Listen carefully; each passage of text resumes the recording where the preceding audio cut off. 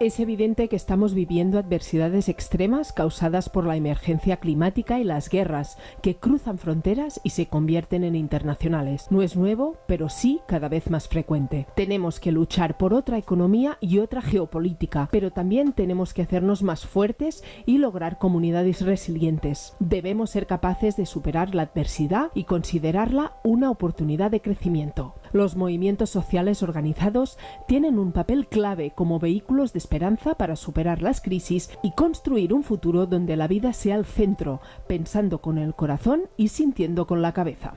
Las personas con resiliencia personal ayudan a la resiliencia comunitaria, que necesita un compromiso hacia uno mismo y con los demás. La Agenda Latinoamericana Mundial te invita a todo esto y mucho más en una nueva campaña solidaria. Acércate y haz la tuya.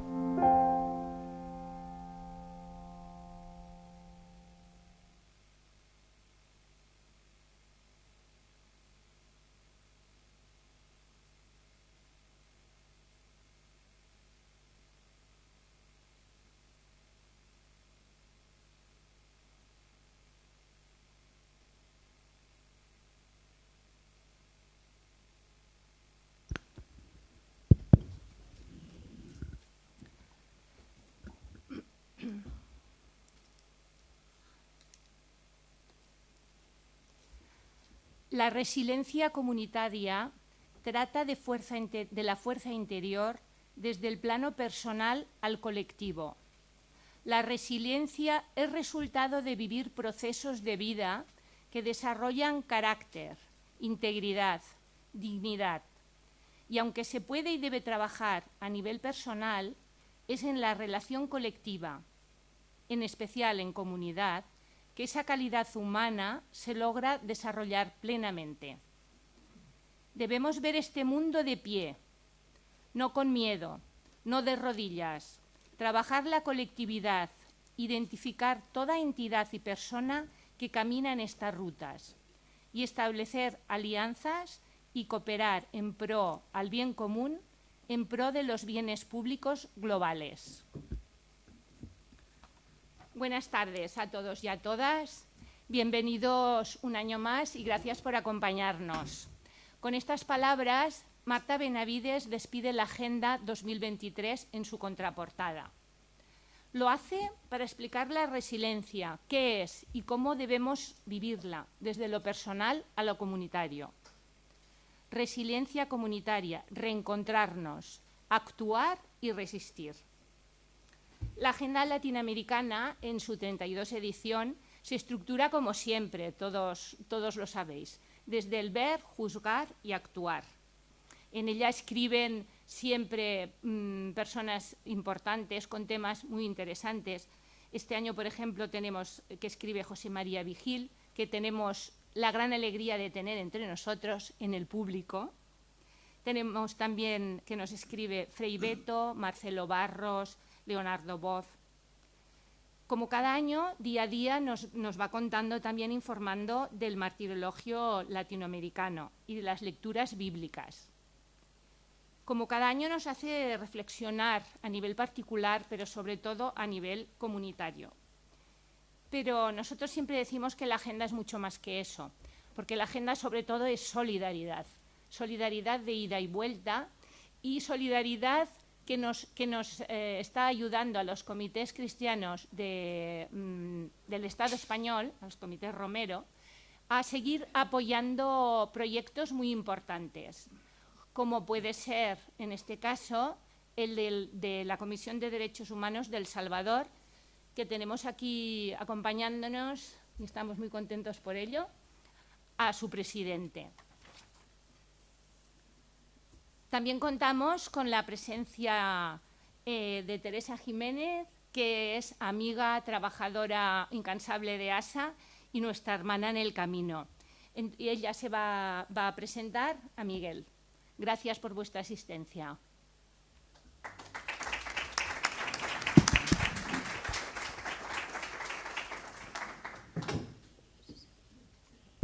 Hola, buenas tardes. ¿Se oye? Bueno, lo primero, mucho gusto estar aquí y sobre todo... ¿Así mejor? Gracias.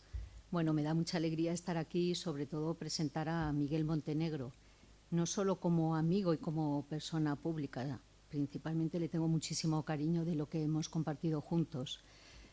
Primero, ASA, Acción Solidaria Aragonesa, lleva apoyando a la Comisión de Derechos Humanos de El Salvador durante más de 10 años en distintos proyectos que han sido financiados por distintas instituciones oficiales, como el Ayuntamiento de Zaragoza, el Gobierno de Aragón. Y recientemente, justo cuando Miguel estaba aquí en España, recibimos la noticia de que el Ayuntamiento de Zaragoza nos ha financiado un proyecto para un año, durante el año 2023, y fue como una alegría. Bueno, aquí en este foro hay otros miembros de ASA que han colaborado mucho también en este proyecto. En concreto menciono a Fernando, a Mariano y a Concha Luzón, que también está por aquí. Entonces, no es solo mi trabajo, sino de todas las personas voluntarias que trabajan en ASA. Y otras personas que no trabajan como voluntarios, pero que son socios de ASA y que apoyan con su cuota o con sus aportes económicos. Bueno, Miguel sobre todo es una persona defensora de derechos humanos. Él es el director de la Comisión de Derechos Humanos de El Salvador, como ha mencionado Monse. Esta comisión surge en 1978 a consecuencia del conflicto interno que vive El Salvador y sobre todo en un principio en la defensa de los presos políticos, de todo este conflicto interno que se vive en la década de los 70, 80 y principios de los 90 entre los militares y la población civil. En un principio su defensa fue de presos políticos, pero luego se fue extendiendo un trabajo más amplio para la defensa de personas desaparecidas, personas que sufrían tortura y acompañando a estas víctimas. Así se fue extendiendo más su trabajo. CEDES es un referente a nivel de El Salvador, es un organismo no gubernamental, independiente, sin ningún lineamiento político, y es como un portavoz del pueblo salvadoreño. Es un organismo humanitario, el más importante de El Salvador en defensa de los derechos humanos, lo que significa un compromiso muy alto y un nivel de responsabilidad también muy alta debido al contexto en el que se trabaja en El Salvador. Es como pues, poner la carne en el asador continuamente.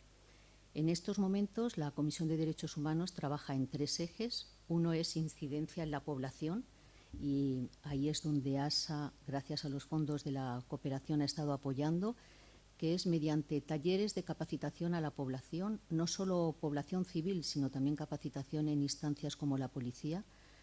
Y se va capacitando a distintos grupos, a lo mejor colectivos de mujeres, también en los institutos para evitar el riesgo de que los chicos jóvenes entren a las pandillas. O sea, un trabajo que a lo mejor dicho desde aquí podría ser como más o menos fácil, atractivo, pero cuando estás allí en el terreno y conoces la realidad, la dificultad y el peligro que supone hacer este tipo de trabajo, ¿no?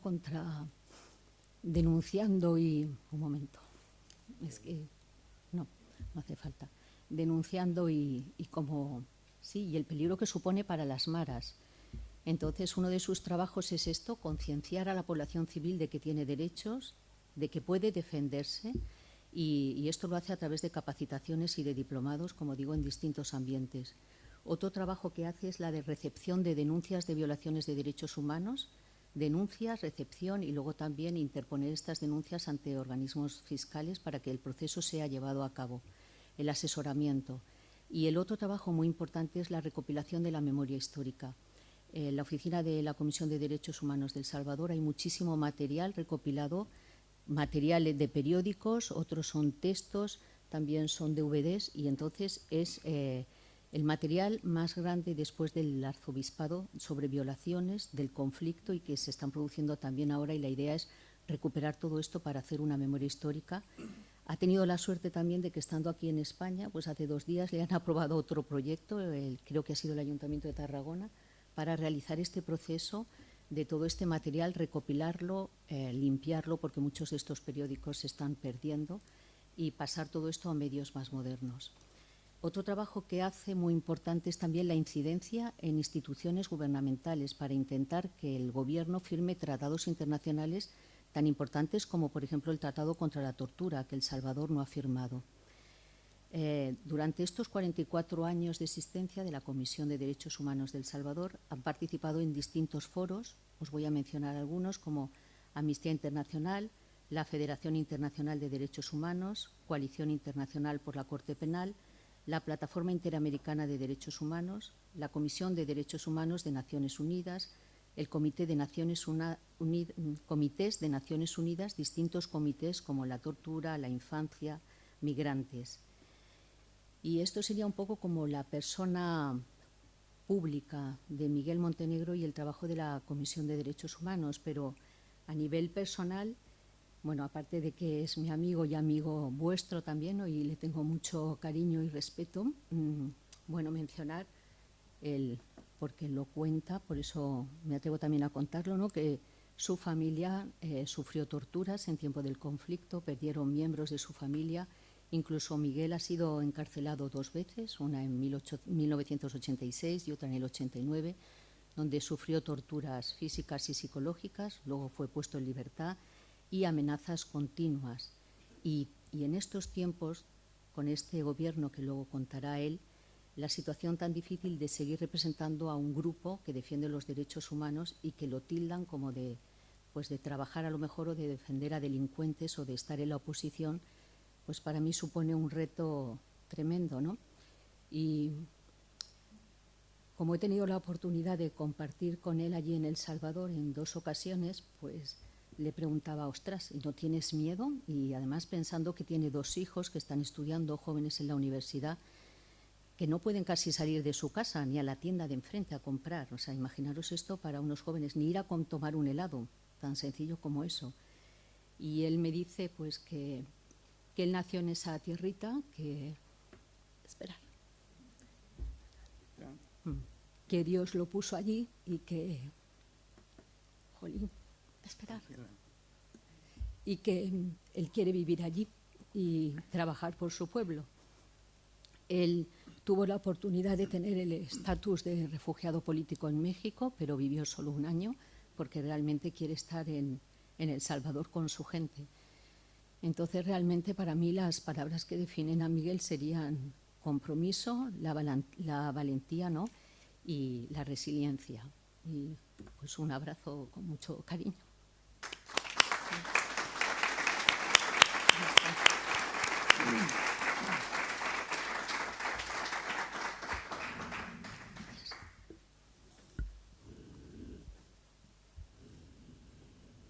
Bueno, muy buenas noches, amigos y amigas.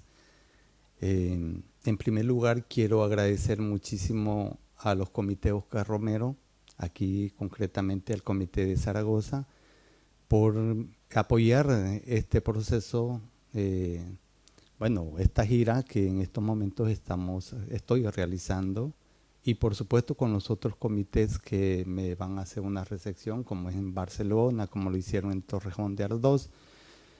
Y también agradecer, pues, ¿verdad?, por ese esfuerzo. Muchas gracias, Monza, también por la explicación de la agenda, y Teresa, que te agradezco mucho por tus palabras, ¿verdad? A veces uno se pregunta por qué venís después de 30 años de la firma de los acuerdos de paz, ¿verdad? A este tiempo, 30 años de haber transcurrido la firma de los acuerdos de paz.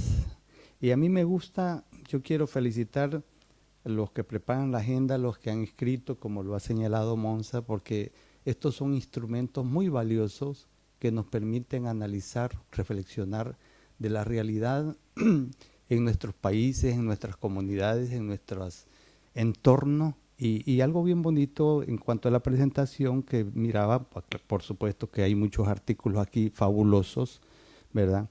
Pero me llama mucho la atención cuando dice, a veces la adversidad nos golpea con tal fuerza que las enfermedades, la crisis económica, la guerra, la violencia, la discriminación y tantos otros nos hacen preguntarnos, ¿por qué a mí? ¿Por qué a nosotros o a nosotras? ¿Hasta cuándo? ¿No es ya suficiente? Esa es una buena pregunta, interrogante que nos debemos de hacer todos. Y yo me lo hago, ¿verdad? Y digo yo, bueno, ¿por qué a nosotros? ¿Por qué seguimos los pueblos de América Latina, de África, sufriendo esas circunstancias de pobreza, de miseria, de migración?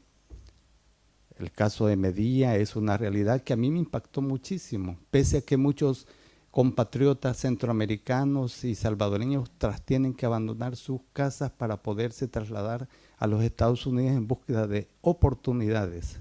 Entonces, cuando vi esa situación a mí me impactó, pese a que nosotros en el terreno hemos vivido esas circunstancias, esos momentos, como decía Teresa, el momento de refugio durante el conflicto armado. Entonces, uno se pregunta, ¿por qué a mí? ¿Hasta cuándo? Eso es lo que se hace el pueblo salvadoreño. ¿Por qué durante la guerra sufrió los embates del conflicto armado? ¿Por qué en ese tiempo las madres que hoy siguen buscando sus desaparecidos dicen, ¿por qué a mí? ¿Por qué ahora? ¿Por qué nunca me dan respuesta de mis desaparecidos? ¿Por qué? Se preguntan mucho, y yo me pregunto también esa interrogante, ¿por qué nosotros? ¿Por qué después de 30 años volvemos a caer en la situación que estamos cayendo en estos momentos? Y así se preguntarán muchos pueblos, ¿verdad? Entonces, a partir de ello, pues, esto por eso digo yo, es un instrumento muy valioso, muy importante, muy interesante, que deben de llegar a todos los sectores sociales de nuestros países. Ojalá que otros sectores lo adquirieran y lo analizaran y fueran más frágiles o solidarios con la lucha de los pueblos del mundo y sobre todo aquellas luchas de los pueblos más desposeídos, más difíciles como África, como América Latina, como muchos más, pero dentro de nuestra comunidad.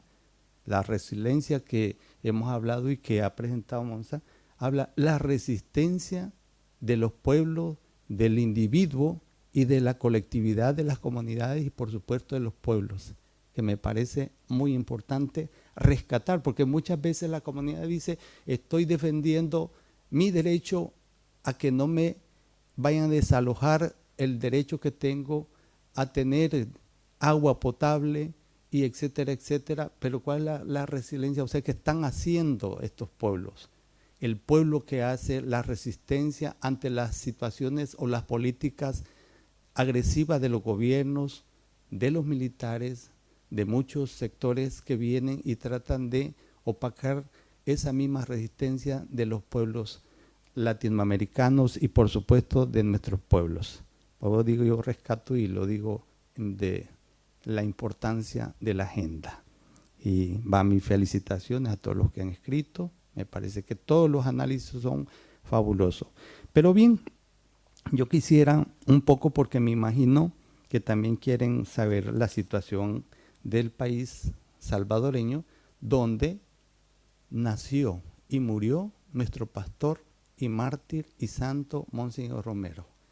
Yo rescato muchísimo y me da mucho orgullo de decirlo, que Monseñor Romero fue uno de los fundadores de esta institución a la cual yo represento, a la Comisión de Derechos Humanos. Él fue uno de los fundadores, porque allá en 1978, cuando iniciaba esa situación de represión contra el pueblo salvadoreño, Monseñor Romero dio oportunidad al equipo que en ese momento estaba tratando de formarse a reunirse, y Monseñor Romero invitó a que lo hicieran en el arzobispado e invitó a que también se organizaran y defendieran sus derechos humanos, ¿verdad?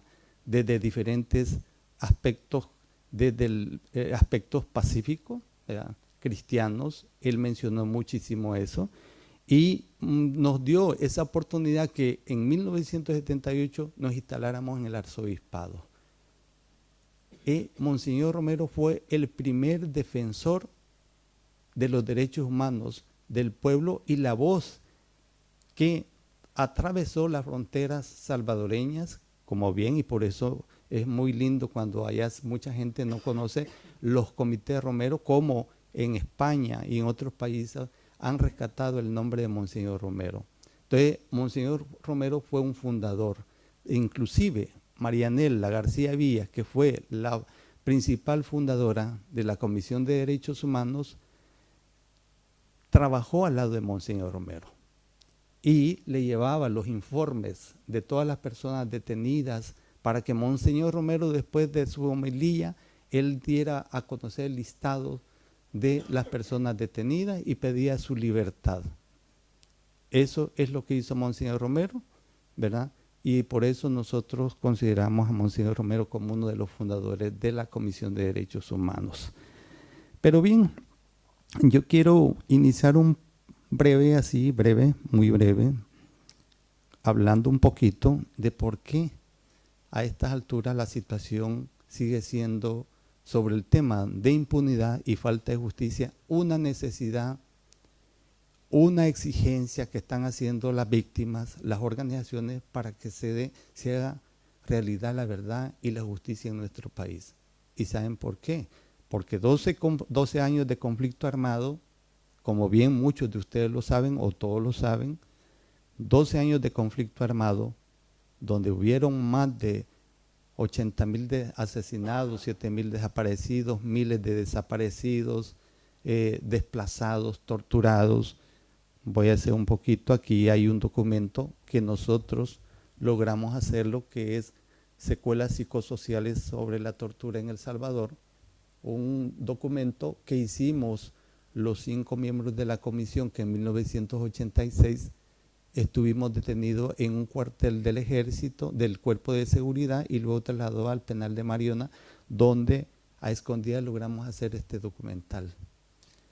Eso nos demostraba que esos procesos de violaciones a los derechos humanos constituían ya una exigibilidad que teníamos que hacer para que se frenara ese tipo de mecanismo de tortura, de crimen de lesa humanidad o crímenes de genocidio también que se estaban cometiendo. 12 años de conflicto, como decía, permitieron que llegaran los acuerdos de paz, esos acuerdos de paz que viene a dar esperanza a todo el pueblo de encontrar justicia, reparación para los familiares de los detenidos y desaparecidos y los asesinados. Sin embargo, como ustedes saben, después de que se instaló la Comisión de la Verdad y dar a conocer el informe de la Comisión de la Verdad, la Asamblea Legislativa, controlada por supuesto por la derecha, la extrema derecha, decretó ley de amnistía protegiendo a los victimarios y abandonando a las víctimas. La situación se vino bastante difícil, complicada. Sin embargo, en el 2016, la nueva Sala de lo Constitucional, después de analizar detenidamente esa ley, determina que esa ley es anticonstitucional, por la cual la declara nula esa ley de amnistía, permitiendo esa posibilidad de hacer justicia, buscar justicia, todos los casos que se presentaran ante los tribunales del país. Sin embargo, al 2016, hasta el momento no ha habido ningún proceso concreto en cuanto a reparar y buscar la justicia, ¿verdad? Si no ha sido todo lo contrario, la situación ha tratado de ocultarse toda la verdad, y pese a que la Sala de lo Constitucional pidió a la Asamblea Legislativa que hiciera una ley de reparación integral para las víctimas, tomando también en cuenta, en consideración los procesos judiciales que podría registrar la Fiscalía General de la República. Bueno, eso no prosperó ante los anteriores gobiernos, y nosotros como organización que tenemos archivos, como bien se ha señalado Teresa, archivos testimoniales, fotografías, investigaciones de todos esos casos, pues están al servicio también de las autoridades de nuestro país. O sea, lo que estamos hablando es que la esperanza de ese inicio de la posibilidad de un proceso democrático realmente no se llevó a cabo, sino todo lo contrario. Se negó. Los gobiernos anteriores, pedimos inclusive como parte de la prevención de las violaciones a los derechos humanos que se podían cometer en el futuro, que el Estado salvadoreño firmara y ratificara tratados tan importantes en nuestro país, los cuales no se logró.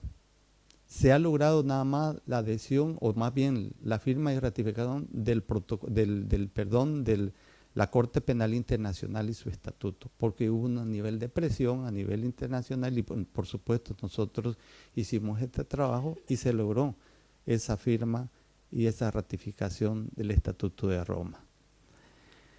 Sin embargo, los otros casos, como el caso del protocolo facultativo contra la tortura, que hoy precisamente se está aplicando nuevamente la tortura, nunca la quisieron ni firmar ni ratificar. O sea, si vamos a ver que el Estado salvadoreño, cuántos tratados o convenios o protocolos ha firmado, no ha avanzado mayormente en casi ningún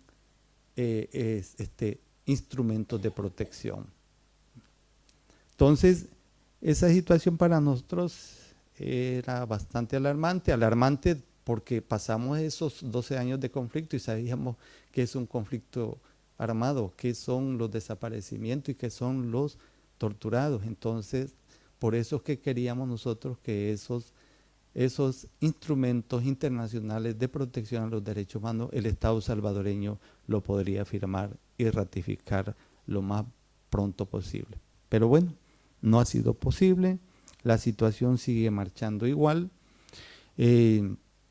pese a los señalamientos o recomendaciones del sistema interamericano, de la Comisión Interamericana e inclusive del Sistema Universal de los Derechos Humanos, el gobierno ha hecho oídos sordos de esas peticiones, ¿no? Se han hecho algunas misiones, ha habido recomendaciones, pero no ha tomado muy en consideración esa situación. Ahora bien, yo creo que es importante, sobre todo, hablar del presente. Como ustedes saben también que en el 2019 entra un nuevo presidente, que es Nayib Bukele, con su partido Nuevas Ideas. Nuevas Ideas, que hubo un proceso también para llegar, digamos, a la presidencia de Nayib Bukele. Esto logró, digamos, a llegar a la presidencia gracias a un partido de derecha que gana. No porque, también hay que decirlo, que el Nayib Bukele, muchos saben, que venía precisamente de las filas del FMLN como candidato de Nuevo Cuscatlán o alcalde de Nuevo Cuscatlán y luego de San Salvador, por lo cual tenía una vinculación muy estrecha con el FMLN. Sin embargo, algo pasó allí y ya no lo apoyó el FMLN. A partir del triunfo de Nayib Bukele, que da una serie de da una serie de ofertas, propuestas, no solamente al pueblo salvadoreño, sino a las víctimas, de buscar reparación, de identificarse con las víctimas, manifestó muchas ofertas, muchas situaciones, muchos ofrecimientos, al final no se concretizó. El caso de la masacre del Mozote es un ejemplo claro. Invitó a las víctimas y familiares a un almuerzo, les prometió mucho y después lo que hizo fue cerrar esa posibilidad de investigar el caso del Mozote. Es más, no entregó los archivos, al igual que los anteriores gobiernos.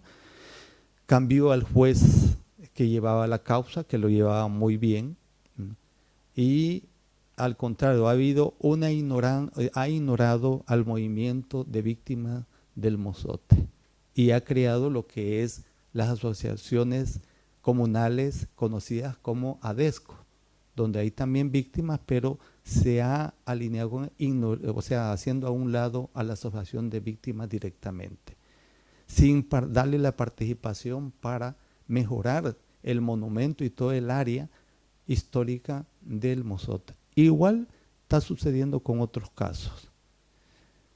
Nosotros inclusive con la ley de reparación para víctimas no logramos respuesta. Este gobierno ofreció un principio de hacer esa ley, pero tampoco no ha tomado en cuenta las peticiones de las organizaciones y de las víctimas, pese a que ya presentamos nosotros desde el 2020 nuestra solicitud, nuestra propuesta de esa ley de reparación sin que hasta el momento se tome en cuenta. Entonces, esa situación es bastante difícil, pero volviendo a la situación actual, Decía que al tomar posesión el presidente Nayib Bukele, con esas esperanzas la situación se vuelve diferente. Se toma la Asamblea Legislativa presionando a los diputados y diputadas de oposición, que aquel entonces no tenían una dominación de nuevas ideas, para que se firmara para que se aprobara, un préstamo precisamente para varios aspectos, entre ellos lo que es combate hacia las pandillas. Esto llevó su primera acción, que fue reprochada no solamente por el pueblo, por muchas organizaciones, sino por la comunidad internacional, ¿verdad? Una actitud que no debía de ser. A esto se le vienen sumando otras situaciones que realmente nos preocupó en su debido momento, entre ellos cuando se dan elecciones y nuevas ideas, su partido logra mucho más diputados y diputadas en la Asamblea Legislativa, y a partir de ahí, pues el día 1 de junio del año pasado que toma posesión, da golpe de Estado, le llamamos así de esa manera, ¿verdad? Suspende a todos los de la Sala de lo Constitucional y coloca nuevos miembros de la Sala de lo Constitucional, que han sido algunos señalados, cuestionados, y también al fiscal general de la República. ¿Por qué razón? Hay varias situaciones que se presentan porque el fiscal general de la República había abierto diferentes procesos de investigación de corrupción contra algunos funcionarios de su gobierno. Y esto llevó para que el fiscal fuera cesado de sus funciones. Además, quiero decirles que Nayib apoyó en principio, cuando todavía no era presidente, lo que es la comisión de investigación, lo que era como Guatemala, las CICIS, allá CICIS, ¿verdad? En El Salvador, apoyada por la Organización del Estado Americano, en este caso la Comisión Interamericana, y lo cual pues al final pues tuvo también que cesar a esta institución que realmente estaba jugando un papel muy importante para la investigación de los casos de corrupción y por supuesto también los casos de negociación entre el gobierno actual y las pandillas del país. Este gobierno ha perseguido a algunos funcionarios del anterior gobierno del FMLN, como también sobre todo de Arena, del FMLN, perdón, en el cual se lo señala de actos de corrupción y también de negociación con las pandillas. Hay detenidos algunos funcionarios, exfuncionarios del gobierno, otros salieron del país en búsqueda de refugio, pero también empieza con una actitud de criminalizar a las organizaciones sociales y de derechos humanos, a los medios de comunicación que se oponen, digamos, o más bien también que señalan de actos de corrupción, de situaciones que no contribuyen nada al proceso democrático en nuestro país y ataca, los criminaliza, ¿verdad? Hay una campaña contra las organizaciones sociales, contra la oposición, manifestando que todos son parte también de organizaciones que apoyan la delincuencia, los terroristas, una serie de calificaciones que sinceramente a nosotros nos ha venido preocupando.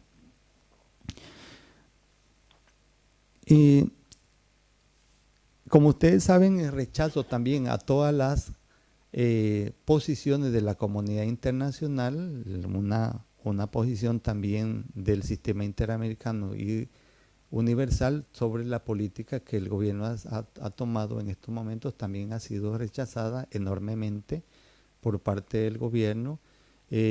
A este tipo de situaciones también hay que señalarle alguna situación, por ejemplo, el cesar a muchos de los jueces que para él son considerados como jueces que no obedecen a sus intereses, los cesó, ¿verdad? Y a otros los trasladó a otras regiones, a otros lugares, con la idea de destabilizar totalmente el sistema judicial y por supuesto colocando a un fiscal afín a él, una sala de lo constitucional afín a él, y bueno, jueces afines a él. Entonces, esta situación a nosotros nos ha venido preocupando precisamente también por esa misma situación que estamos viviendo.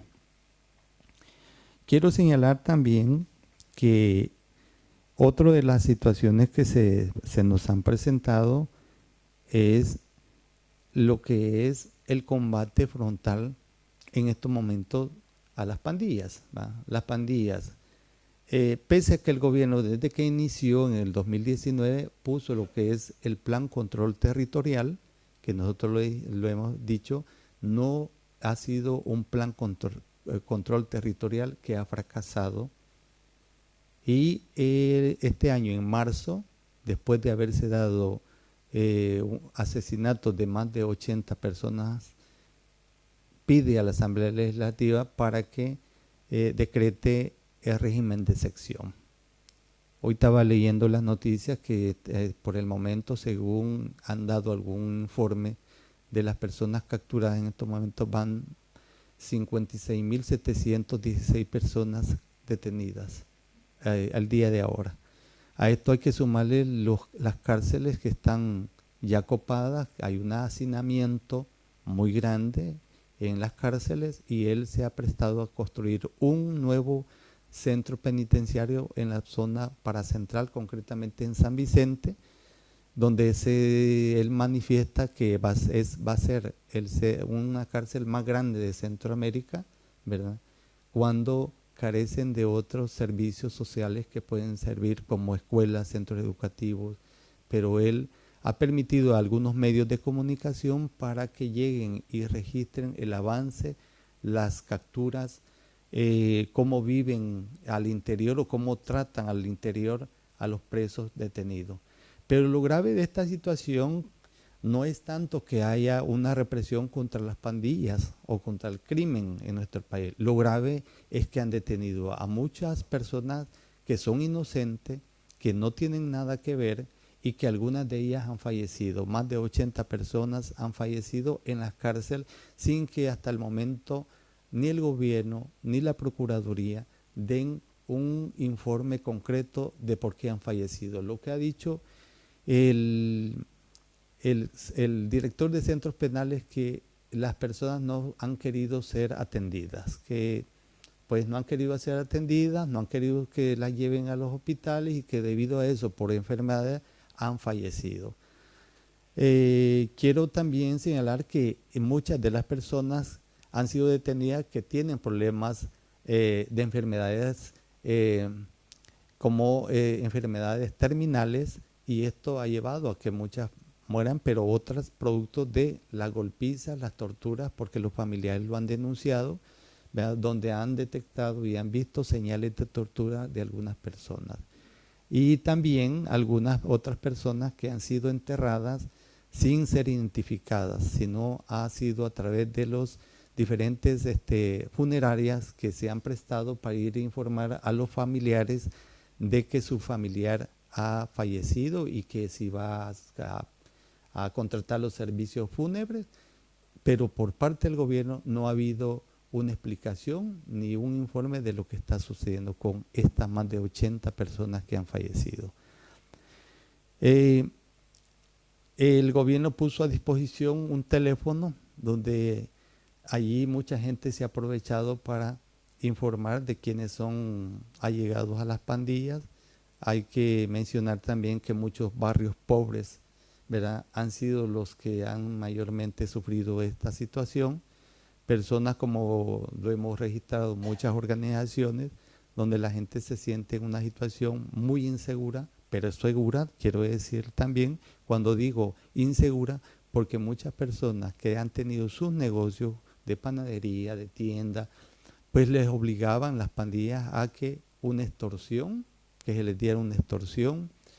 De lo contrario, pues podrían correr el riesgo que un familiar, un integrante de la familia podría ser asesinado o desaparecido, y en otros casos desplazados. O sea que ha habido muchas familias desplazadas en su mismo barrio, en su mismo lugar, por miedo se han tenido que ir de su localidad, lo que se llaman los desplazados forzosos, por cuestiones de las pandillas de inseguridad. Pero también no solamente ha sucedido contra las pandillas, nosotros hemos registrado y otras también, que también agentes de la policía han hecho uso de ese tipo de mecanismo de montar terror, miedo hacia la población, no solamente por acusar, sino también se ha valido de la situación para poder, digamos, tener un fondo económico. Eso nosotros lo hemos registrado. Últimamente, antes que yo me viniera, llegó una familia diciendo esa situación, que habían unos agentes de la policía que estaban extorsionando a la familia de esa comunidad. Entonces, esta situación pues realmente nos preocupa a la gente. Entonces, por supuesto que lo que han dicho es, nos encontramos ante la espada y la pared, no sabemos qué hacer, y es debido a eso que muchas personas están detenidas ahí. El régimen de excepción permite detener, ¿verdad?, totalmente a todas aquellas personas que son tal vez colaboradores o simple y sencillamente pueden ser como sospechosas, y de esa manera es que han sufrido la detención. Y los jóvenes, también se les registra para ver si tienen un tatuaje alusivo a la pandilla, o aunque no sea alusivo de la pandilla, se lo llevan. Además, hay una cuota, según agentes de la, hay una cuota que les han pedido de detención diariamente para llevarlo, y cumplir esa cuota significa, vení, a ver, que vamos a revisar, entonces, subirlo, llévatelo, o vamos a darles una vuelta y ya no regresan. Esa es la denuncia que se tiene. Entonces, ante esta situación, es los señalamientos que nosotros como organizaciones hemos venido haciendo por ese tipo de actitud frente a este régimen, ¿verdad?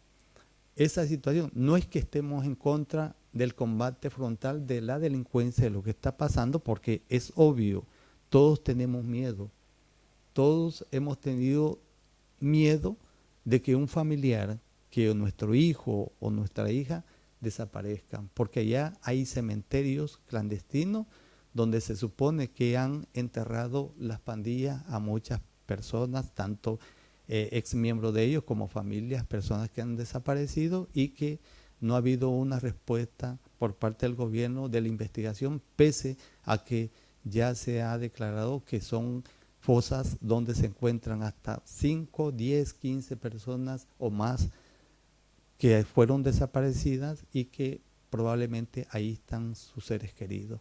Entonces, lo que ha hecho el gobierno es acallar a las instituciones para que no den informe de la situación. Tanto la Fiscalía como Medicina Legal y la Policía Nacional Civil se les ha prohibido que den información. Los medios de comunicación no alineados a este gobierno pues tratan de informar de la situación, pero le han coartado también ese derecho, les han manifestado que no pueden dar esa información, por lo cual han criminalizado también a través de una ley que toda aquella información que dé o que sea alusiva a las pandillas van a ser procesadas también con penas que pueden llevar a varios años de cárcel. Esa es la situación, ¿verdad? Entonces también, por otro lado, este régimen llevó en un momento a atemorizar al movimiento social, al movimiento de derechos humanos. Actividades que tenían programadas, pues se tuvieron que suspender debido al miedo, al temor que estaba ocasionando este régimen, ¿verdad? Y sin embargo, últimamente, pues el movimiento social ha salido a las calles, ¿verdad? Ha hecho lo que es la resistencia frente a estas medidas represivas que realmente lo que va a permitir es más movimiento, porque eso es lo que están hablando los movimientos sociales, más movimiento, más resistencia, ¿verdad?, ante esta situación misma. Una esperanza que nosotros teníamos en un principio, porque era la única institución, porque si nosotros sabíamos que tanto la Fiscalía, la Procuraduría General de la República, todas las instituciones del Estado que tenían que ver con el tema de derechos humanos, instituciones o el sistema de justicia, ya habían sido tomadas por parte del Ejecutivo, que daba una institución que podría responder a la investigación y a las solicitudes de investigación y dar un informe que era la Procuraduría para la Defensa de los Derechos Humanos.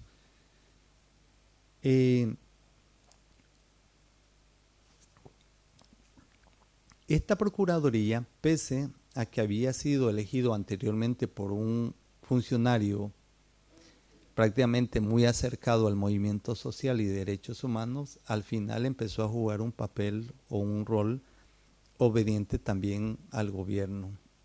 Empezó a dar reconocimiento a algunos funcionarios del gobierno, entre ellos al ministro de Gobernación, de Seguridad Pública.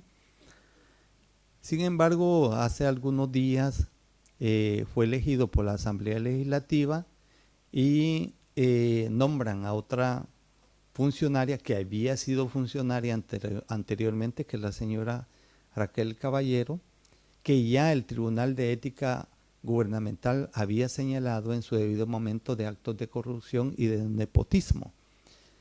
Sin embargo, conversó, porque eso lo dijo el mismo presidente Nayib Bukele, que había ya conversado con ella, que habían llegado a algunos acuerdos, bueno, que habían habido elementos de entendimiento, y pidió a su asamblea que nombraran a la señora. Y al anterior procurador lo trasladaron como magistrado de un tribunal, o sea, le dieron una plaza.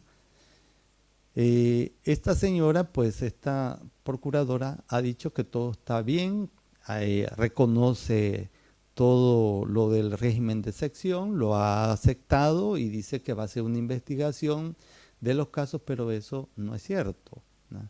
No es cierto, porque ella ha dicho que todo está perfectamente, que acepta el accionar del régimen de sección. Entonces, estas son situaciones que a nosotros nos preocupan, nos alarma, pero eso quiere decir que debemos fortalecer la resistencia que tenemos que hacer. Tenemos que hacer valer nuestro posicionamiento, y a esta también quiero decir que a esta situación también se suma el ataque directamente contra las organizaciones sociales y de derechos humanos, ya que en noviembre del año pasado el ministro de Gobernación hizo una solicitud a la Asamblea Legislativa a petición del presidente de la República para que se decrete una ley, que es la ley de agentes extranjeros, con la intención de monitorear y reducir, por ejemplo, una cooperación que venga de $30,000, el 40% quedaría en manos del gobierno, el resto para la organización. Pero no solamente eso, hay otras situaciones que permitirían a este gobierno monitorear directamente a las organizaciones. Por presión de la comunidad internacional, sobre todo de algunos gobiernos, ¿verdad? No así, nosotros hicimos presión también, nos opusimos, hicimos comunicados, publicamos. Eso no le importó. Lo que le importó más fue la presión internacional, entre ellos la presión del gobierno de Alemania, de Italia, de Francia y por supuesto de España en alguna medida, con relación a la cooperación, debido a que Alemania apoya muchísimo en lo que son proyectos sociales, en comunidades.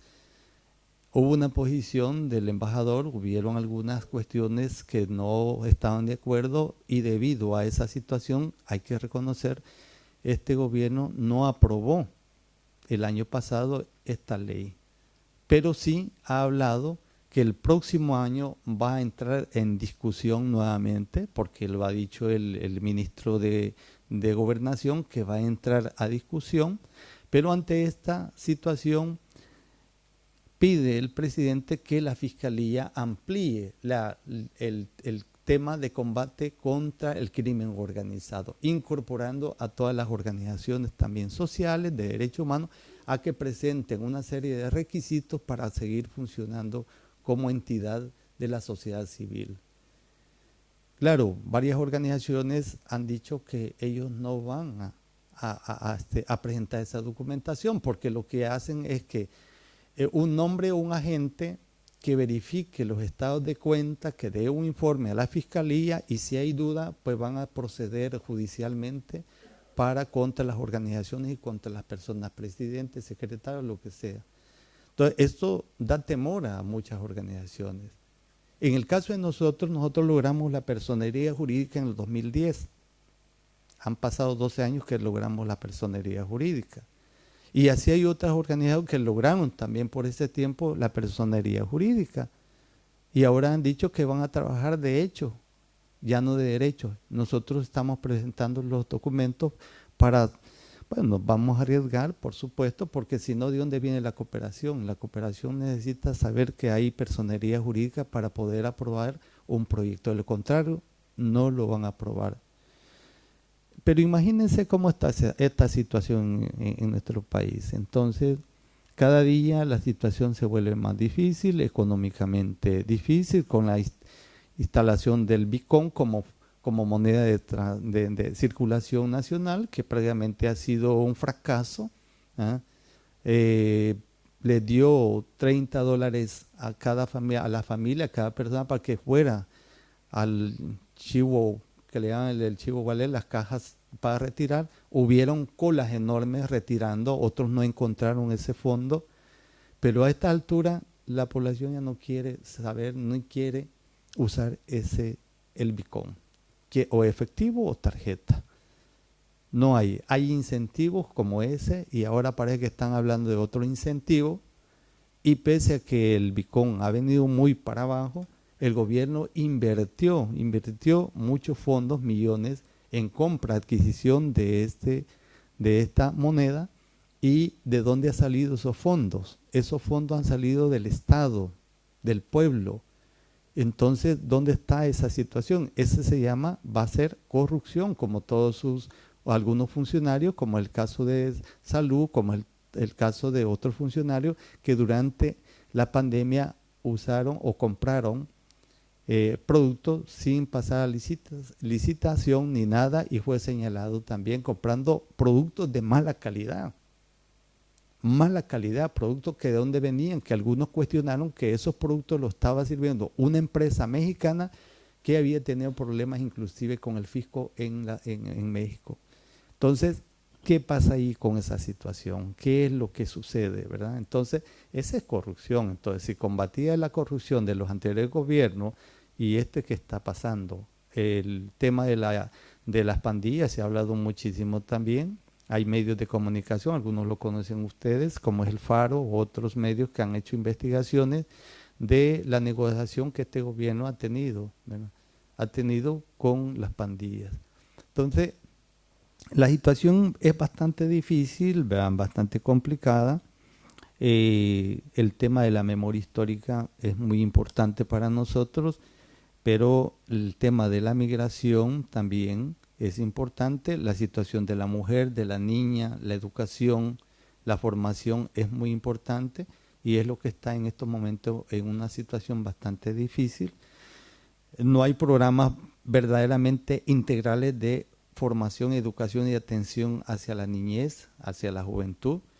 Y yo creo que es importante mencionar que muchos de los casos de tanta pobreza que hay en nuestro país, muchas veces al joven tiene que obligadamente que emigrar. La canasta, el salario mínimo allá es de $365 mensuales. La canasta básica oscila por los $290. Básica, con productos, no crean, de buena calidad, de muy mala calidad. El aceite, la gente va al mercado a comprar aceite trasegado.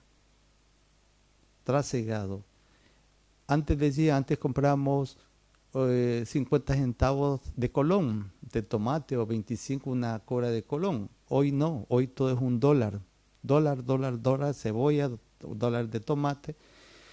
Ante esa situación, la pobreza está sin fuentes de trabajo, despidos que hubieron con este gobierno, y eso obliga a muchas familias a tener que emigrar. Ustedes hubieran visto todas las caravanas que salían de Honduras, de Guatemala, de El Salvador, con la esperanza de llegar, que todavía están allá, ¿no? Siempre se está hablando de nuevas caravanas en busca de esas oportunidades, porque hay muchos salvadoreños, hondureños y guatemaltecos que ya están instalando, esperando que les dé esa posibilidad de poder pasar.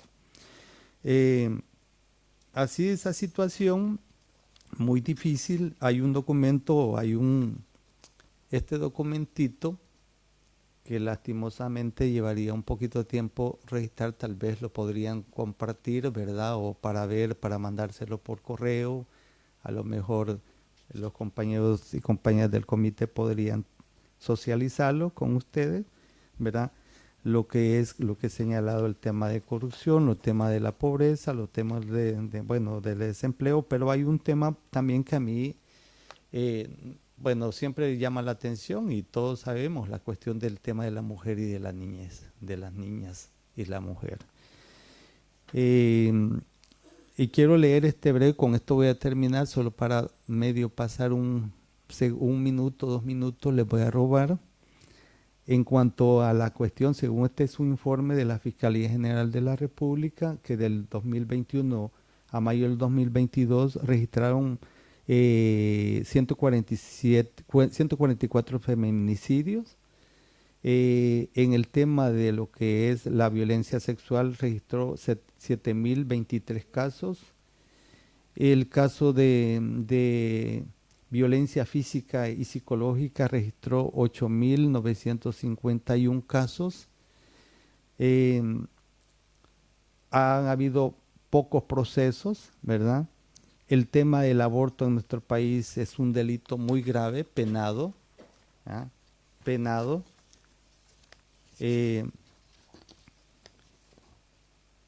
Según, por otro lado, el Ministerio de Salud ha dado un informe en enero a diciembre del 2021 de 5.975 niñas de entre 9 y 17 años en estado de embarazo.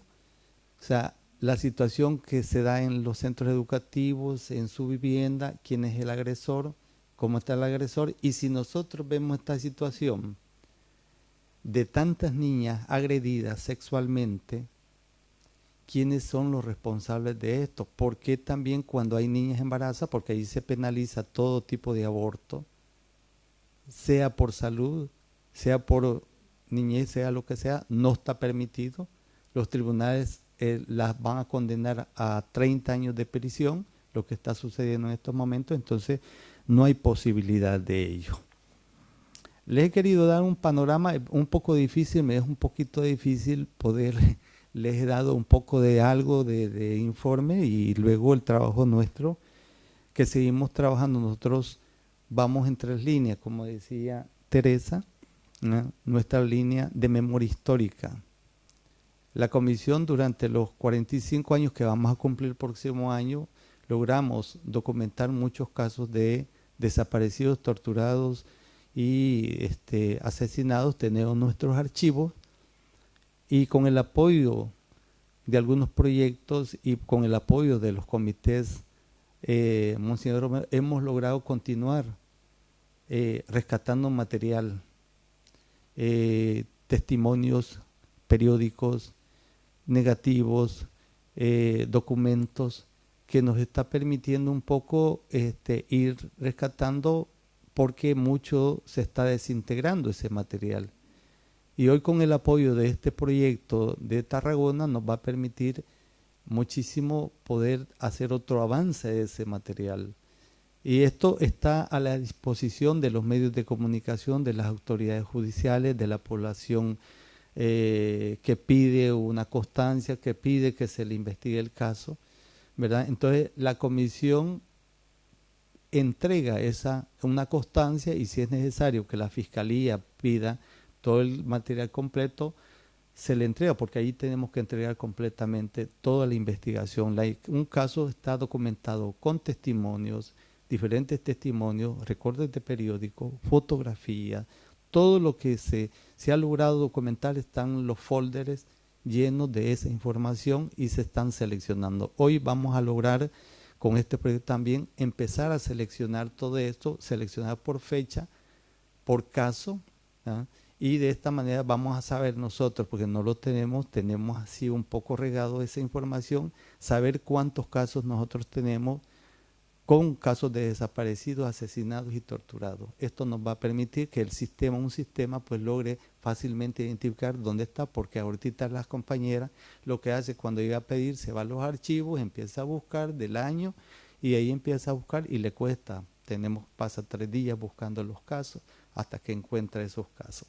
Entonces, el otro es el área de educación y formación en derechos humanos que estamos trabajando, prevención de la violencia, tenemos un banco temático que seleccionan ellos los temas que les interesan, los procedimientos, los mecanismos, los instrumentos. Nos valemos de material didáctico, ¿verdad? Manuales en versión popular, nos valemos de todo eso. Y el otro es la atención y orientación jurídica a la población, como lo estamos haciendo en la actualidad, ¿verdad? Orientándolo, ¿verdad? Lo que les hemos manifestado es que en estos momentos todos los casos de detención no hay que contratar abogados, porque se han dado muchos casos de que contratan los abogados, les han cobrado $2,000, $1,500 y este régimen no permite el accionar de los abogados en estos momentos, no hacen. Entonces se están valiendo de las necesidades y de la angustia que están padeciendo muchas familias. Entonces se les ha dicho que no. Lo que hemos hecho es presentar varias organizaciones recursos de exhibición personal, lo cual no ha dado respuesta a la Sala Constitucional. En muchos casos ha habido denuncia ante esa situación. Bueno, yo creo que me quedaría aquí, ¿verdad?, para ver si hay preguntas y podemos hablar un poquito más. Gracias.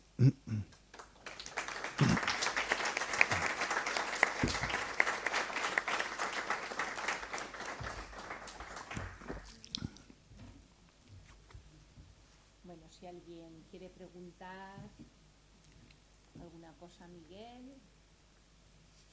Comentar. O comentar. Bueno, yo agradecerte, Miguel, tu presentación. Para mí me ha resultado muy cruda, la verdad, y me he quedado muy impresionada. Y me salen como dos sentimientos. Por un lado, la impotencia, o sea, a mí me sale impotencia ante todo lo que estáis viviendo en El Salvador, ¿no? Porque parece que se van cerrando todas las puertas. Por un lado la impotencia, que me provoca un dolor impresionante, pero por otro lado vuestra resiliencia y vuestra resistencia, ¿no? Después de tantos años y con tanta situación que no es para nada favorable a vosotros que lucháis por los derechos humanos, ahí estáis resistiendo, ¿no? Entonces a mí como agradecerte, pero por otro lado me sale eso, por un lado la impotencia, que yo digo, pero es que esto tiene alguna solución por algún lado, porque se les van cerrando todos los caminos, y por otro lado agradeceros vuestra resistencia y resiliencia, ¿no? Porque a mí eso me emociona francamente. Quizá ante el comentario, sí, también nosotros nos sentimos un poco frustrados también allá, porque la verdad es que se ha cerrado toda esa posibilidad. Yo les digo, es que Bukele gobierna con el Twitter, esto no pasa y no pasa. Así de sencillo, ¿verdad? No se le toma en consideración las peticiones que se hacen. Y digo esto porque nosotros lo hemos hecho. Por ejemplo, le voy a comentar, y ahí es donde nosotros nos preguntamos, y nos frustra, pero eso no quiere decir que nos vamos a rendir, vamos a continuar. El 30 de agosto, ustedes saben que se conmemora a nivel internacional el Día Mundial del Detenido Desaparecido. Entonces nosotros empezamos a hacer un trabajo para que en El Salvador se reconozca el Día Nacional del Detenido Desaparecido. Y como varios funcionarios, sobre todo de la Asamblea Legislativa, decían, es que a nosotros no nos buscan, que no nos quieren buscar y por eso no tomamos en cuenta. Bueno, les digo a los demás compañeros y compañeras, porque tenemos un colectivo de organizaciones de derechos humanos, vamos, mandemos una carta, pidamos una cita previo para cuando vayamos a aprender, que nos reciban, y llamamos, mandamos la carta y nunca hubo respuesta. Y cuando quisimos, fuimos a presentar también, otra vez nos fuimos a presentar para ver si nuevas ideas los diputados nos recibían, nos ignoraron. No nos quisieron recibir, inclusive los policías, y ustedes que vienen a hacer, los está esperando alguien, pues venimos a tratar de ver si nos pueden recibir, porque no hemos tenido respuesta ni de ningún diputado, ni diputada de Nuevas Ideas, y nos dijeron que podíamos. Bueno, al final de eso tuvimos que buscar otra diputada, que es Claudia Ortiz, de otro partido, que nos ayudó, nos recepcionó la petición, nos ayudó y nos asesoró, y fuimos y presentamos la pieza de correspondencia para que se decretara ese día. No pasó, para nada. Le hicieron a un lado, no hubo ninguna cuestión para poder discutirla y aprobar. Y así también hemos hecho otra solicitud. Entonces ahí decimos, es que el señor lo que quiere es borrón y cuenta nueva. Bueno, los acuerdos de paz por decreto se han anulado la conmemoración. La Asamblea Legislativa aprobó que las celebraciones del día, o sea, de los acuerdos de paz de 1992 ya no se conmemoran, y que ese día va a ser conmemoración del Día de las Víctimas, lo cual nosotros lo hemos rechazado. Hicimos una posición porque nos parece a nosotros que los acuerdos de paz sí fueron acuerdos de paz, contribuyeron mucho al avance, ¿verdad? Desaparecimiento de los batallones élites responsables de los asesinatos, de las masacres, era muy importante, las reformas al Código Penal, etcétera, etcétera, importante, y las víctimas vivieron un momento de alegría y felicidad. ¿Cómo es posible que ahora viene y dice esa celebración ya no se va a hacer? Día de las Víctimas. Nosotros hemos venido pidiendo que el Día de la Víctima, como una manera de reparación moral, pues sea otra fecha. Le hemos venido haciendo desde hace mucho tiempo. Tampoco. Entonces, lo que él quiere es como construir algo de él, algo nuevo para él, que surja desde este gobierno, ¿verdad? Entonces, eso es lo que quiere. Entonces, la posición nuestra ante eso es, a veces, pues ahí, ¿qué hacemos? Bueno, sigamos trabajando, sigamos martillando. Yo creo que ante el concreto va a entrar en cualquier momento un clavo de acero, y lo tenemos que construir, ese clavo de acero, para lograr penetrar y lograr nuestra posición frente a esta situación. Yo he querido hacer como tres preguntas. Una, ¿cómo está respondiendo a esta situación que me han cogido el alma, la situación que tenéis, y que en algunos puntos, en la historia de lo que habéis sufrido, también nos vemos reflejados aquí en este país? Pienso en la Constitución española, que pasó por alto todo lo que habían hecho de la realidad el régimen franquista, hicieron un apaño, pero nos resentimos de ese vacío. Y ese vacío además repercute, lo sabéis todos, en la educación, en los niveles juveniles. Las nuevas generaciones no se están enterando de lo que ha pasado en España en ese periodo. En El Salvador, ¿se aborda este tema al hablar de la historia de su pueblo? ¿Se aborda este tema con los jóvenes, con los niños? Esa es una pregunta. Luego, otra pregunta. La Iglesia jerárquica y lo que es la Iglesia en sus posibilidades, que no sé cuántas son allí, no lo sé, ¿se toma en serio este problema? ¿Lo denuncia? ¿Lo hace denuncia? Esa es otra pregunta. Yo tenía otra, pero como estoy mayor, se me va un poco el foco y ya vale. Con esas dos me quedo. Bueno, precisamente con el tema de la memoria, hoy... Sí, perdona, sí me he acordado. Sí, se acordó. Nos hemos lamentado en las plazas públicas aquí en Zaragoza, cuando pasó lo de Melilla y tal, hubo gente que denunció el que se ha anulado la justicia universal, que era un paso adelante importantísimo. Tú como jurista encuentras apoyo para poder llegar a la justicia universal, que parece que se quiere volver a poner en marcha? ¿Es cierto que se quiere poner en marcha la justicia universal? ¿Qué sabe de eso? Bueno, voy a tratar de responderle, me parecen muy buenas las preguntas. Precisamente el tema de la reparación, de la justicia, hablemos de la memoria histórica. Imagine cuántos años han transcurrido aquí en España para que en estos momentos todavía se siga discutiendo el tema. Claro, entonces imagínense, o sea que eso quiere decir que las heridas de hace 80 años están abiertas todavía. Y hasta que no haya esclarecimiento y que a los familiares, a los nietos, porque me han dicho nietos, nietas, se les cumpla esa petición que es las esposas, los esposos, los padres, los abuelos venían exigiendo, se les pueda cumplir. Yo he visto por la televisión la alegría que algunas han expresado de haber sacado a una persona criminal hace más de 80 años. Eso significa muchísimo. Entonces, no podemos olvidar la memoria histórica, ¿ya? No podemos olvidar lo que pasó hace muchos años aquí. Nosotros tenemos 30 años de haberse firmado los acuerdos de paz y por eso traigo, porque algunos, pero ¿y por qué seguir hablando del tema?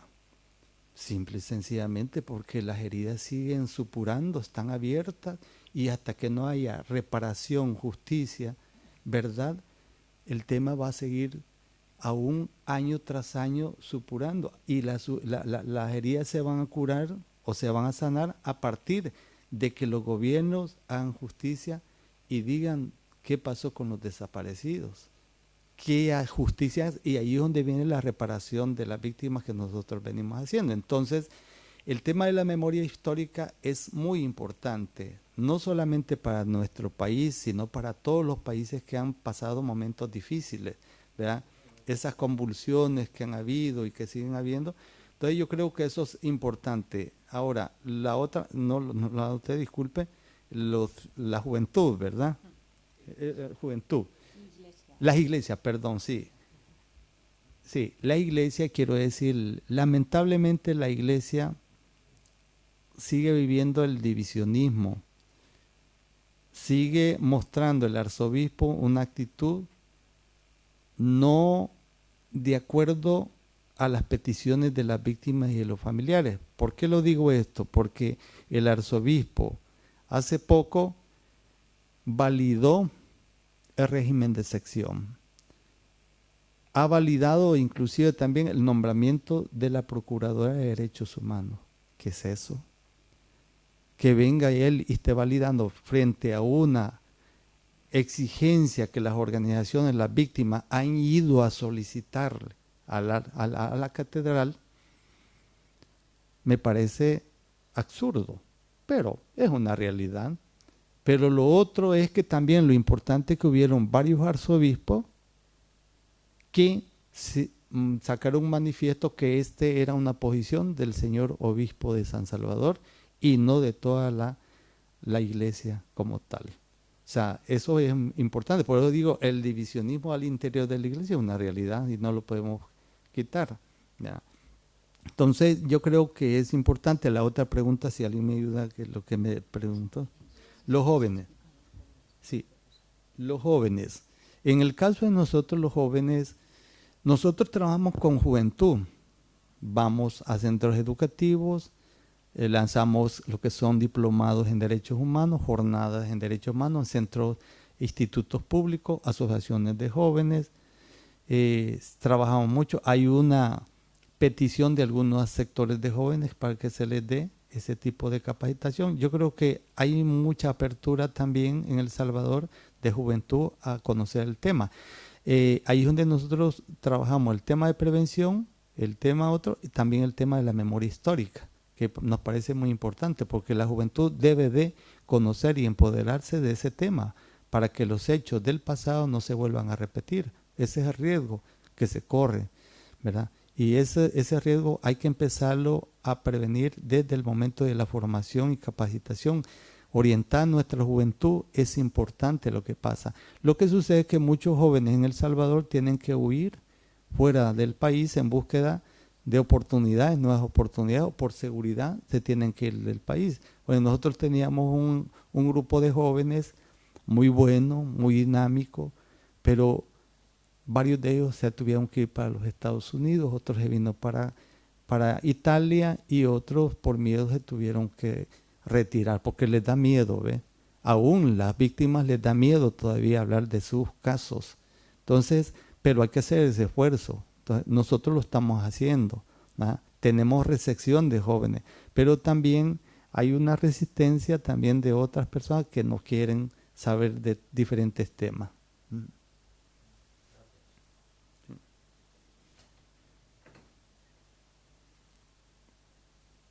Creo que el tiempo nos abate, ¿verdad? También. Bueno, ya se termina. un cuarto de hora ¿Sí? aún tenemos. Pues tienen un cuarto de hora para preguntar o socializar más. O opinar, ¿verdad? No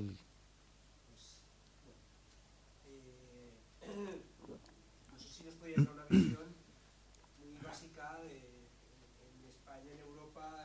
Bueno, la pandemia ha sido un momento de cataclismo tremendo, ¿no? Y bueno, todos los niveles, ¿no?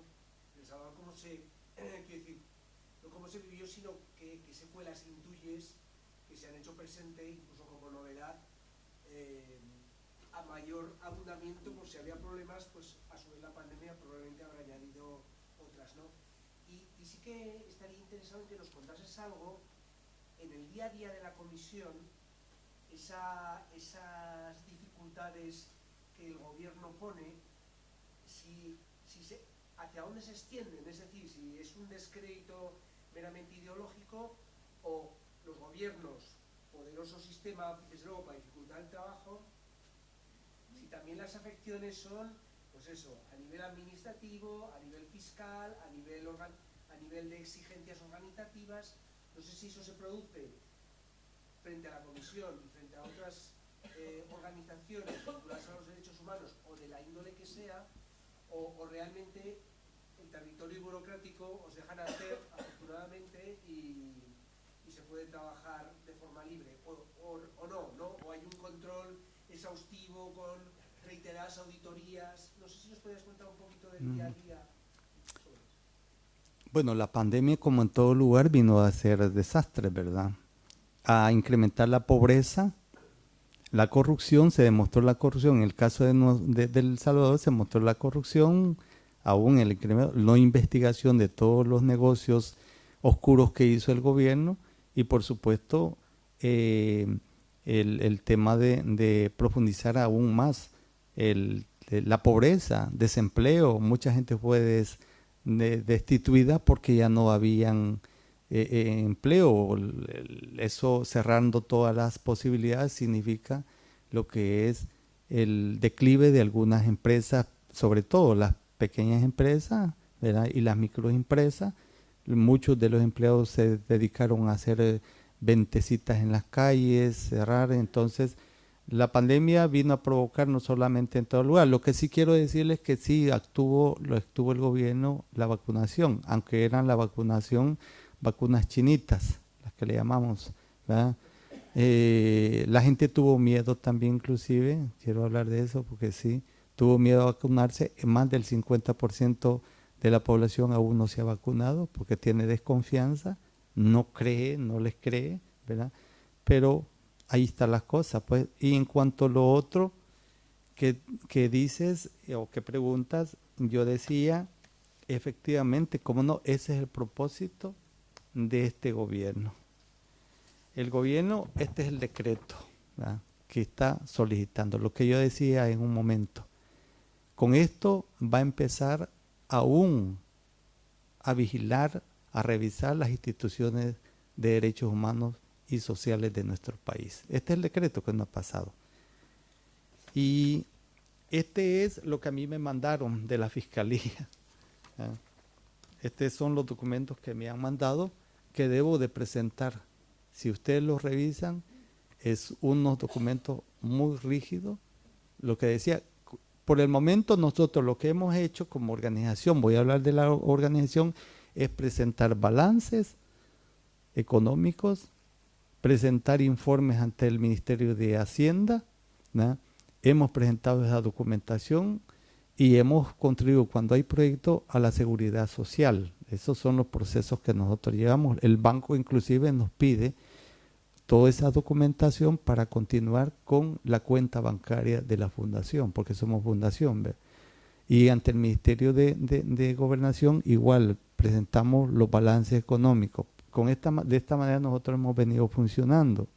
Pero entonces, ante esta cuestión, no sabemos cómo lo van a recibir con toda esa documentación. Pues verá que ya vamos a inscribirnos hoy con la Fiscalía, que estamos en este proceso. Me mandaron el código donde otras organizaciones no lo han recibido, porque yo les he preguntado, ¿han recibido? No nos han mandado nada. Ya se escribió, ya nos escribió, pero no nos han mandado nada. Pero nosotros sí nos mandaron, como Comisión de Derechos Humanos, nos mandaron para que presentáramos toda la documentación. Estamos en ese proceso. Entonces, ¿ves? Eso es lo que está pasando en estos momentos. Nosotros hemos cumplido, los que tenemos la personería jurídica, hemos tratado de cumplir con los requisitos que establece tener personería jurídica. Entonces, nos ha valido eso, pues, pero con esto nosotros ya no sabemos, ¿verdad?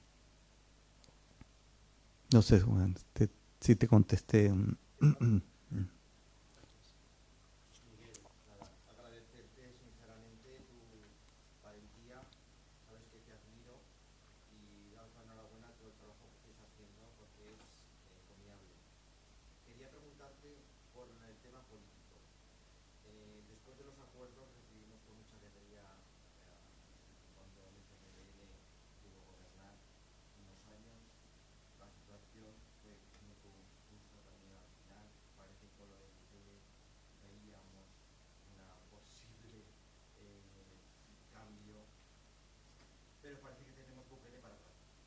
Sí.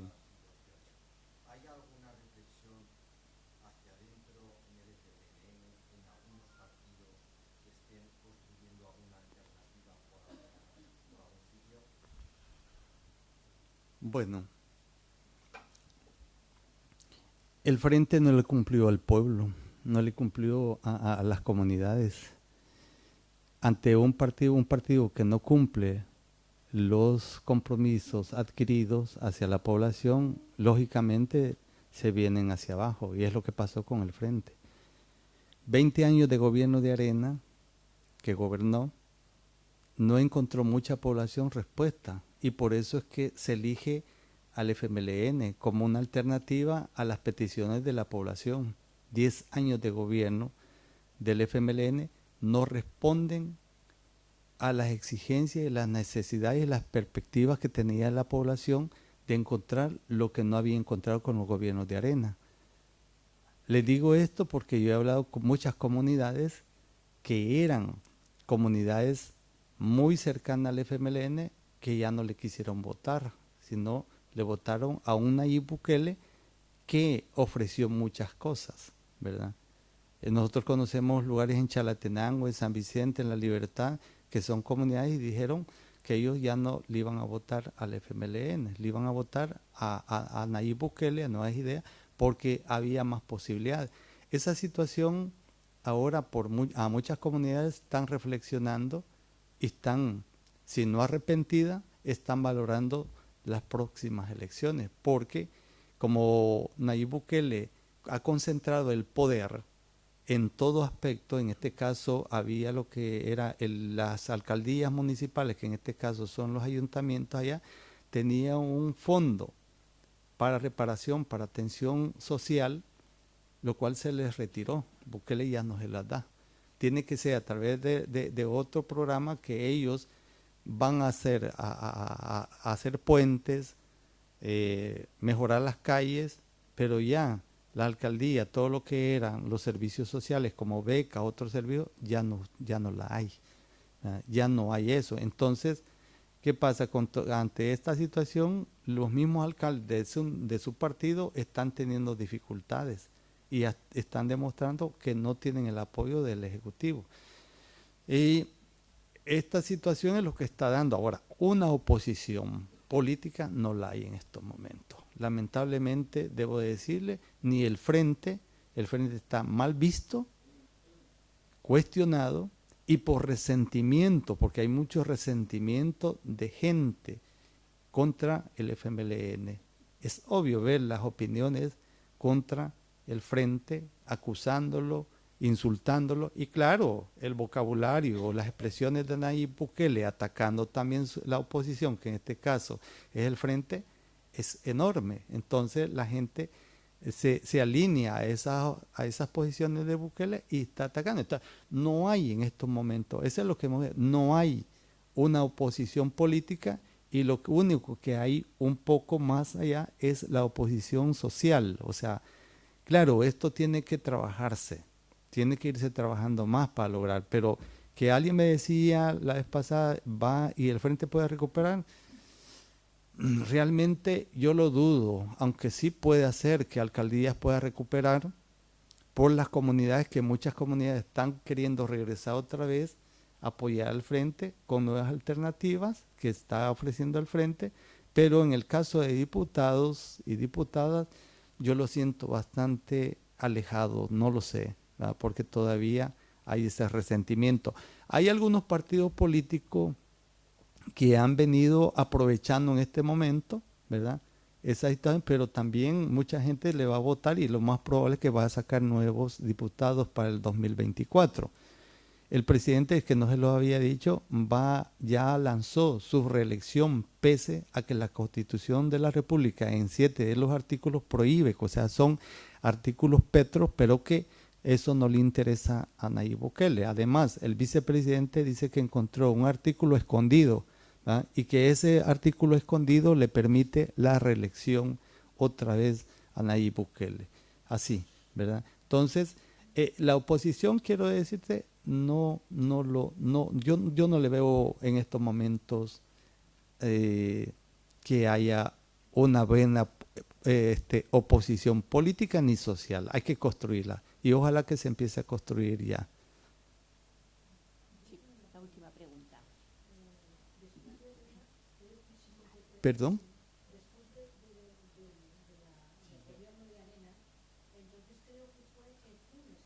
Sí.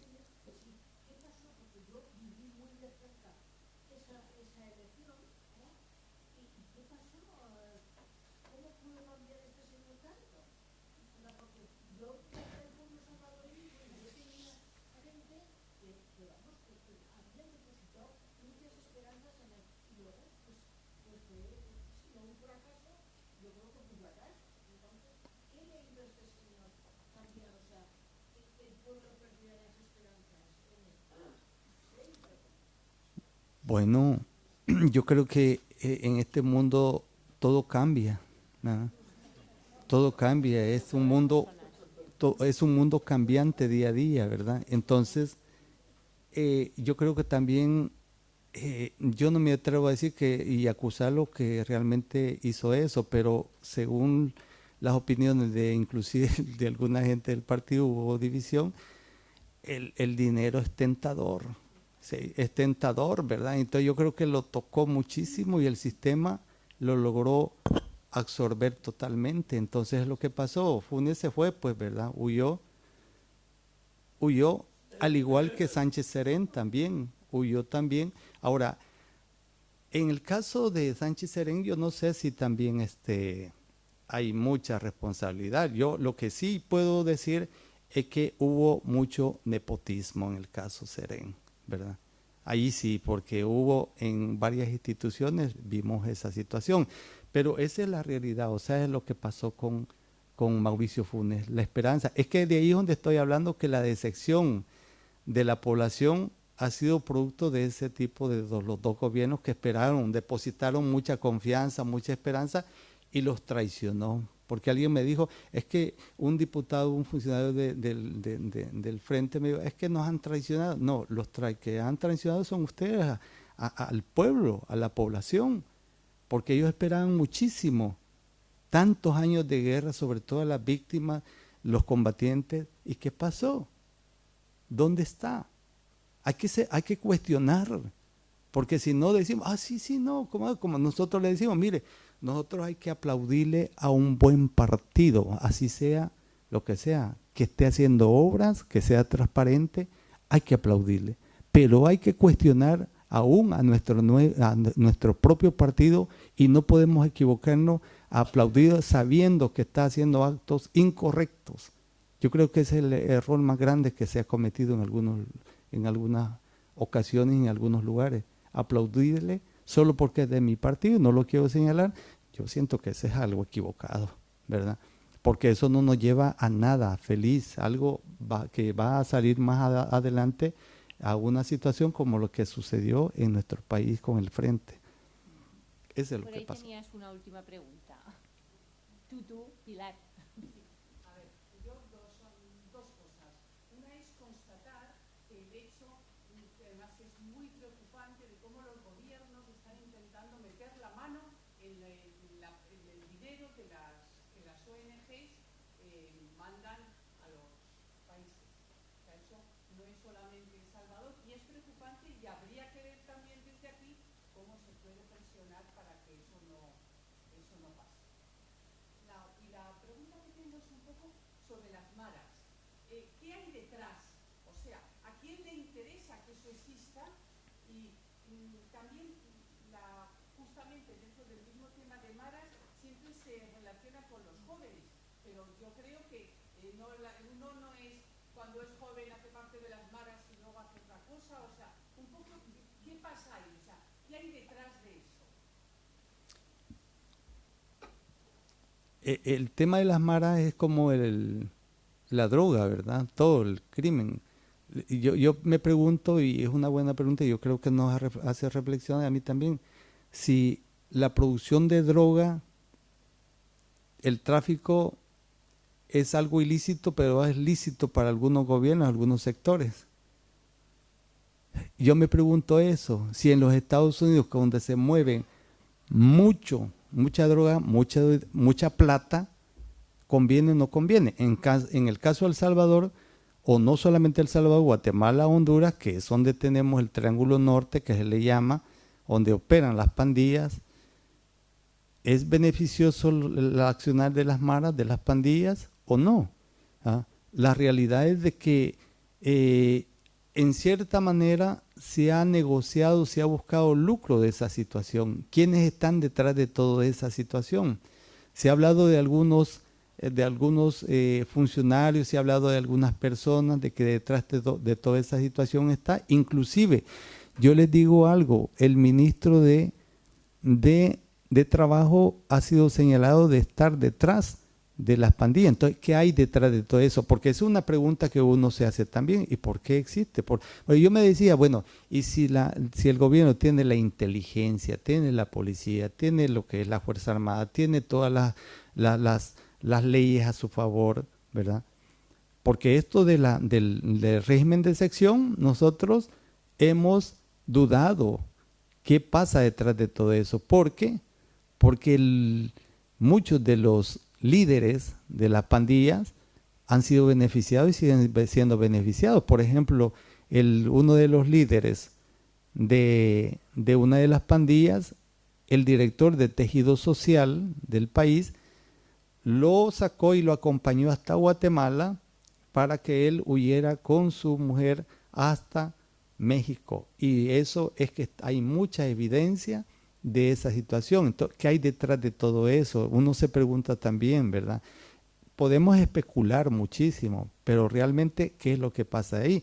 Y eso que está bien documentado, pero hasta el momento ni el gobierno, ni Bukele ha dicho nada al respecto, ni el director de tejido social ha dicho nada al respecto. Entonces, ahí nosotros nos preguntamos, ¿qué hay detrás de todo eso? ¿Qué hay detrás de todo ese accionar y protección hacia las pandillas? ¿Será que les conviene o no conviene? Esa es la pregunta. Ojalá algún día pues tengamos una verdadera respuesta al respecto pues, de esa situación, que yo lo dudo, ¿verdad?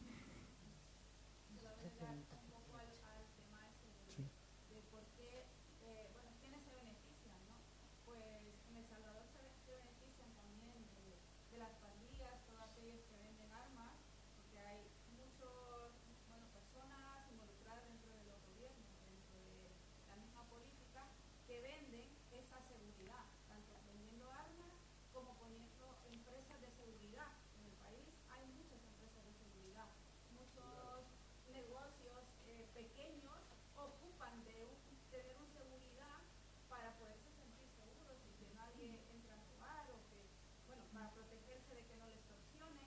Y entonces hay todos estos empresarios que se benefician de esa inseguridad. Y eso desde hace muchos años.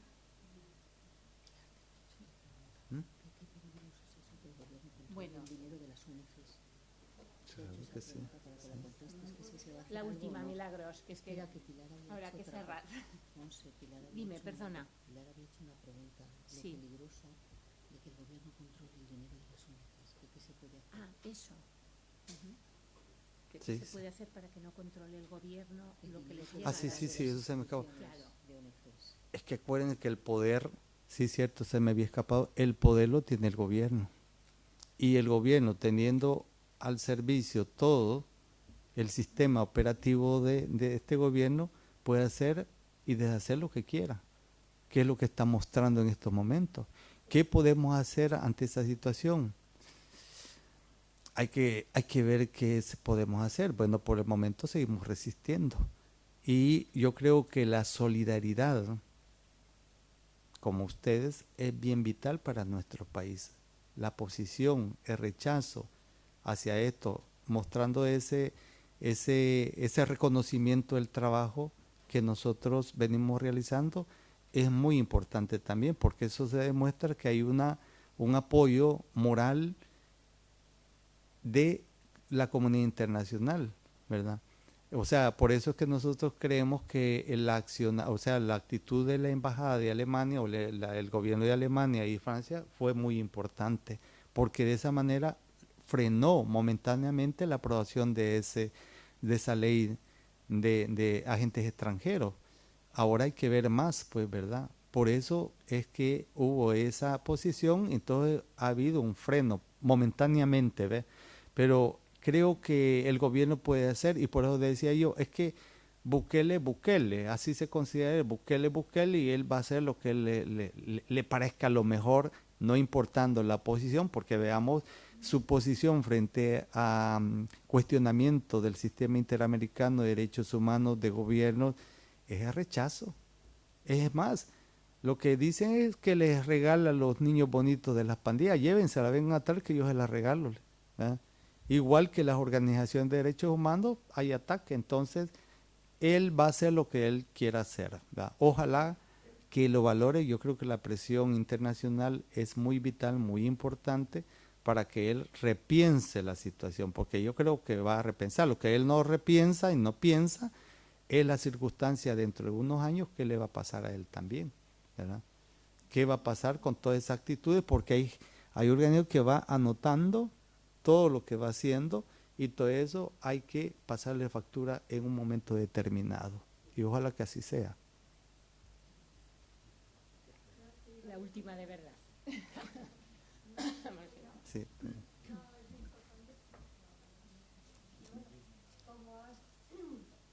Como has aludido a que lamentablemente la Iglesia sigue en el divisionismo, y también has apuntado antes que la oposición no a ver se estructure casi de ninguna forma, sí que has aludido a que una posible oposición social.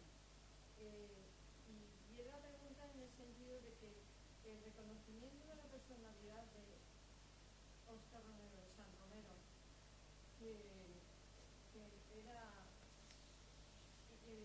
innombrable antes del reconocimiento oficial de la Iglesia oficial, y no ha quedado algún residuo en el pueblo salvadoreño con más posibilidades a desarrollar la conciencia, porque Romero era explicado, la conciencia del pueblo se desarrollaría y se desarrolla sin ninguna duda con su doctrina. Eso no se ha podido notar, no se ha podido traducir en algo más esperanzador, algo que puede estar naciendo. Es una pregunta. Sí, lo sé. Bueno, ahí estáis vosotros para empezar. Sí, lo que pasa es que yo quisiera que y creo que algo va a resurgir de todo también. Yo creo que la voz de Monseñor Romero está ahí presente. Está presente y creemos nosotros en ello. Y hay que construir desde un momento, por eso decía, el movimiento social se está formando nuevamente. Y la esperanza que se puede, la esperanza que cada uno podemos llevar dentro de nosotros mismos para construir algo que realmente haga frente a esta situación, pues, ¿verdad? Pero no va a ser fácil, ni es fácil, no va a ser fácil. Lo que es pesimista la situación, pero la verdad que oposición política y la oposición social en estos momentos es muy débil, sobre todo el movimiento social, porque como decía, Bukele se encargó en dividir el movimiento sindical, el movimiento social, lo ha dividido. Aún quiero decirle que ha dividido hasta cierto punto el movimiento en alguna medida de derechos humanos, ¿verdad?, de las comunidades. Entonces él se encarga en manejar todo eso para que no renazca ese movimiento y sea una oposición. Yo en algunas ocasiones le dije a algunas gente del movimiento social que es importantísimo que hagan un foro de concertación, todas las organizaciones, desde la más pequeña hasta la más grande, para discutir y dar oportunidad a un verdadero movimiento que haga resistencia a esta política de Nayib Bukele. Porque el problema que divide es precisamente el protagonismo, que yo digo, siempre le he dicho, el protagonismo es bueno, pero siempre y cuando sea un protagonismo constructivo, ¿verdad?, que se socialice ese protagonismo. Pero el problema es que en estos momentos el movimiento social todavía quiere hacer protagonismo muchas veces sectorial, que no permite unir todo un movimiento fuerte que haga contrapeso a esta política del gobierno. En el caso de los partidos políticos estamos bastante lejos.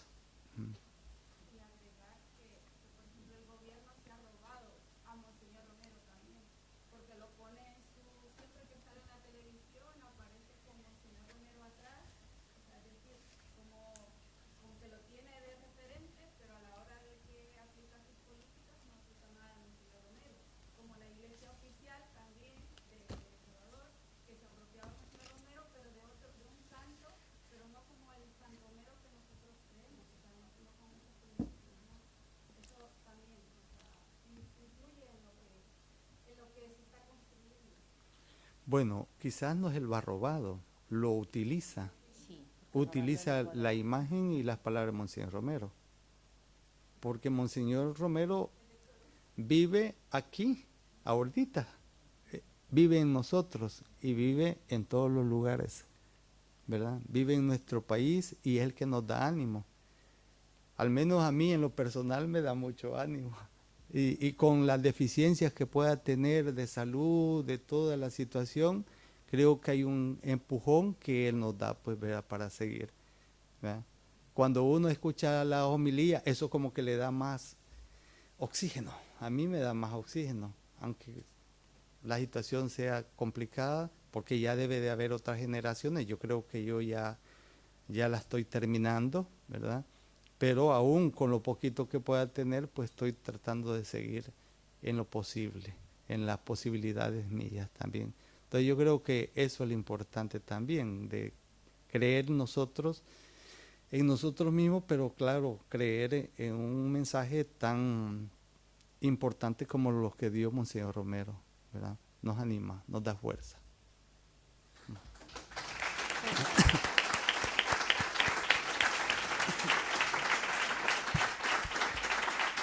Bueno, pues yo decir que a nosotros nos da fuerza tú, Miguel.